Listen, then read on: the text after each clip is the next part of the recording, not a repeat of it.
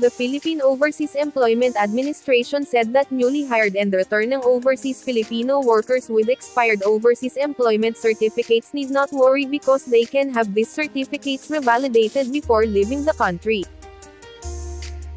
In an advisory, POEA Chief Bernard Olalia stated that the Labor Assistance Center at various international airports across the country is ready to assist OFWs in re-accrediting their OECs.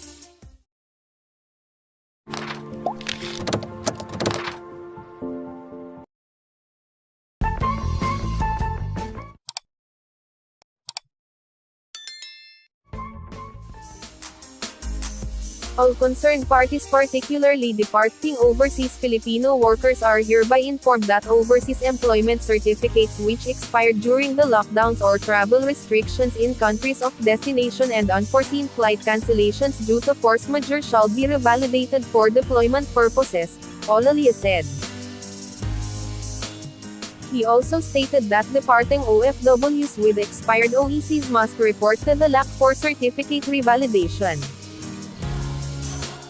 Subject to relevant POEA issuances as well as existing government regulations being moved by local government units, national quarantine protocols, immigration formalities, travel restrictions imposed by the Philippine government or countries of destination, newly hired and returning workers with expired OECs shall proceed to the Labor Assistance Center in the Philippine international airports on the day of their departure, he said.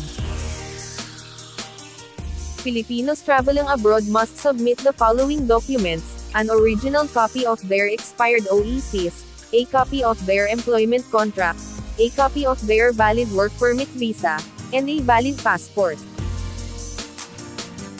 The LAC shall evaluate the documents and validate with the available records if the workers' employment documents have been processed and approved by the POEA, Olalia said.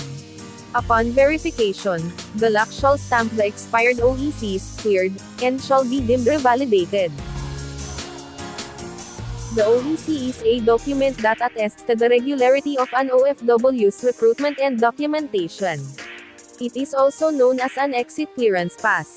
The OFW presents the POEA-issued document to the immigration officer at the airport of exit in the Philippines. POEA stated that the revalidated OEC will be valid for 60 days unless extended revalidated for the same period by POEA LAC due to the pandemic. POEA also reminds OFWs to allow extra time to process the revalidation of their OEC in LACS. Only OFWs who are on an emergency leave, with confirmed flight booking can get an OEC on their departure date. If this is your case, get an OEC at the Labor Assistance Center LAC at the NAIA, Cebu Mactan, or Davao International Airport. OECs issued by LACs at the airports are valid for only 1 day and cannot be reused. Reminders: procedures may be changed at any time and without notice. Before traveling to the airport, please confirm the procedures with the appropriate government entity or at the POEA booth NAIA Terminal. Go to the dedicated POEA station at NAIA Terminal 3, which is open 24 hours a day, 7 days a week. Your passport, confirmed ticket, an original copy of expired OECs, a copy of your employment contract, and a copy of your valid work permit visa will be required.